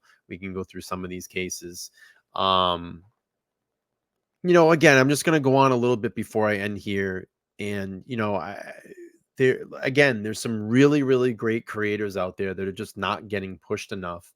And, you know, I think Tanya and I really appreciate all the new people that are found through the algorithm that come to our channel. But the most important thing for you all as subscribers is to come to those lives, because we're live performers. I can't shoot a fucking video worth a dinky dog. I'm terrible at it. When I sit and I'm like, fuck, I gotta do that, or I didn't do a word, or I didn't say it right, or whatever. It takes me hours to film an 8-minute video. That's why I don't do them. That's why I usually, if I do a video, you must be like, holy shit, he really wanted to get that out there. Like when I did the what was the first video I probably did in a year, or at least 6 months, which is actually pretty badass, I have to say. I enjoyed it. Was the video about that fucking scumbag. That scumbag trainer, I can't think of his name off the top of my head. The one that did all those awful things to the Olympic Dinky Dog. The Olympic athletes. What the hell is that guy's fucking name? Damn it. I can't remember off the top of my head. Slipped my head right now. Who's that scumbag? The gymnastics doctor. Yeah, that fucking scumbag. What's his name? Larry Nazar. Larry Nazar. That was a pretty damn good video. If you haven't seen that video, that was like the first one I've actually sat down and recorded for in 6 months. But you all should go over and check that out. It's pretty good. I added a little comedy in there. But listen, it's the live shows for me and Tanya are big. That's really what we rely on, because that's how we perform. And I always urge everybody, come over on these off Idaho streams. You guys are all missing out. It's still the same creator. And listen, Diane, if that's going to offend you, then I would just say unsubscribe, because it's 11 o'clock at night. It's not like you haven't heard those words before, believe me. And I don't say them very often. So if that's going to offend you, I don't know what to tell you. But anyway, we really rely on the live streams, and that's how we perform. That's how we bounce best off that. I mean, I know Tanya's probably a little bit better at recording videos than I am, but we really rely on the live stuff. So yeah, absolutely, everybody's here, but just because it doesn't say Idaho in the title doesn't mean that it's not going to be great. We do really good stuff. We do a lot of great off stuff. So I don't know what else. Am I missing anything? Does anybody have any questions before I wrap it up? We've done a 2-hour powerhouse this evening. If anybody has any questions, drop them in there. I'll take some questions really quick before we go. We got a couple more minutes before we hit 2 hours. 2-hour banger tonight. You all hung in there. I love it. I'm going to come back tomorrow night. I'm going to do the PCA of the Long Island serial killer. We're going to get more into that as well. I think that's a topic of conversation that we need to get into. I'll drop that link for tomorrow night's show. If anybody has any questions they want, you can drop them in the chat before I go. If not, we're going to wrap this puppy up and put a bow on episode 25. A little out of order tonight. What did I say? Dinky Dog earlier? Dinky Dog? You like that? That was great. But no questions. You answered my question. Guess I'll catch the replay at work. Yeah. Hey, Ron. How are you, man? It was a banger. You answered my question. All right. Tanya, any questions? What's going on with you, Tanya? What do you got? You have any, if she's still in the room, are you doing any streams tomorrow? I'm come back at 9 p.m. Eastern Standard Time. I'm going to try to stream all week. I want to get this freaking 10,000 subscribers. I got to catch and beat Tanya. Jerry Springer. Dinky Dog. Yeah, everybody's going to get me on Dinky Dog now. I said Dinky Dog. Watch your mouth. Blech. I think that's it. It's nice to just hang out and chat here for a minute. We don't do that too often. All right, folks, I'm going to wrap this one up. Get to bed, because I got another 10 to 8 shift tomorrow, and then another 10 to 8 shift tomorrow. But I am off Thursday and Friday, and I'm probably going to do double duty.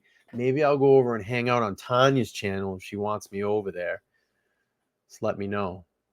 What can we do to help get you there besides subscribe? Hey, just keep sharing the content. Make sure you come to the lives and hang out. Give these lives thumbs up, because I'm going to tell you right now, the biggest thing in YouTube, and especially this algorithm, comments and thumbs up.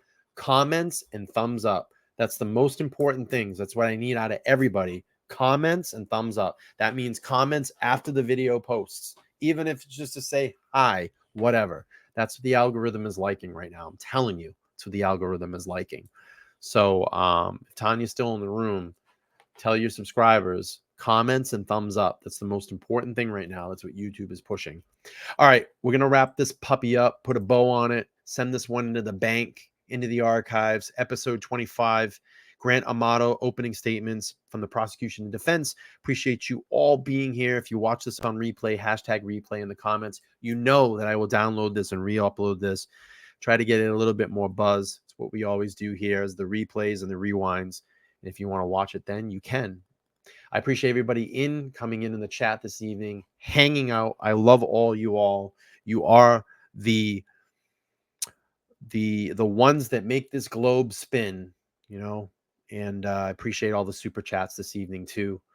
We'll be back tomorrow night. We're gonna do the Long Island serial killer and get a little bit into that case, and then maybe later this week we'll do another powerhouse Idaho stream.